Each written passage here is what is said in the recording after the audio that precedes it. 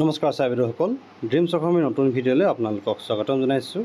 আজিৰ ভিডিঅ'টোত আলোচনা কৰিম ঠিকাভিত্তিক টেট শিক্ষকসকলৰ নিয়মীয়কৰণ সন্দৰ্ভত হৈ যোৱা যি শিক্ষামন্ত্ৰী আৰু ঠিকাভিত্তিক টেট শিক্ষকসকলৰ সংগঠনৰ সৈতে আলোচনা হোৱা মিটিঙৰ বিষয়ে। এই সভাত কি কথা আলোচনা হ'ল আপোনালোকক জনাম। চাইবেদসকল ভিডিঅ'টো শেষলৈকে চাই যাব আৰু যিসকল চাইবেদে চেনেলটো নতুনকৈ চাই আছে কাইণ্ডলি চেনেলটো ছাবস্ক্ৰাইব কৰিবলৈ নাপাহৰিব।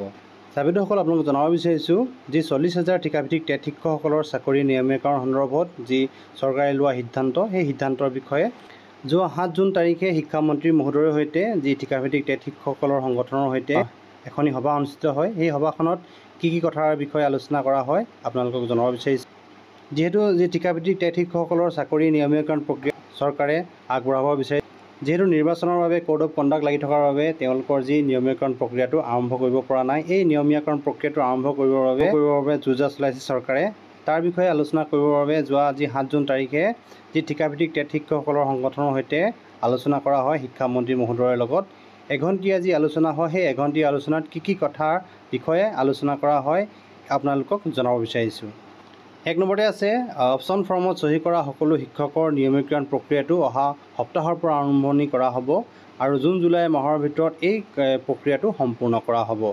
যিহেতু চাইবেদসকল যি ঠিকাভিত্তিক টেট শিক্ষকসকলৰ চাকৰি নিয়মীকৰণ সন্দৰ্ভত চৰকাৰে এখন অপশ্যন ফৰ্ম দিছিল আৰু সেই অপশ্যন ফৰ্মখন জমা দিয়া সকলো শিক্ষকৰ চাকৰি নিয়মীকৰণ প্ৰক্ৰিয়াটো অহা সপ্তাহৰ পৰা আৰম্ভ কৰা হ'ব বুলি জনাইছে আৰু লগতে যি জুন জুলাই মাহৰ ভিতৰত এই প্ৰক্ৰিয়াটো সম্পূৰ্ণ কৰা হ'ব বুলিও জনায় শিক্ষামন্ত্ৰী মহোদয়ে। আলোচনাত এই বিষয়েও জনোৱা হয়, এই নিযুক্তি প্ৰক্ৰিয়া যিহেতু 1 এপ্ৰিল 2024 পৰা কাৰ্যকাৰী হ'ব, যিহেতু সেয়া কেবিনেটৰ সিদ্ধান্ত আছিলে। যিহেতু যি ঠিকাভিত্তিক টেট শিক্ষকসকলৰ চাকৰি নিয়মীকৰণ সন্দৰ্ভত যি কেবিনেটৰ সিদ্ধান্ত আছিলে, সেই সিদ্ধান্তৰ বাবেই যোৱা আজি 1 এপ্ৰিলৰ পৰাই কাৰ্যকাৰী হোৱাকৈ যি ঠিকাভিত্তিক টেট শিক্ষকসকলৰ চাকৰি নিয়মীকৰণ হ'ব বুলি এই সভাত উল্লেখ কৰে।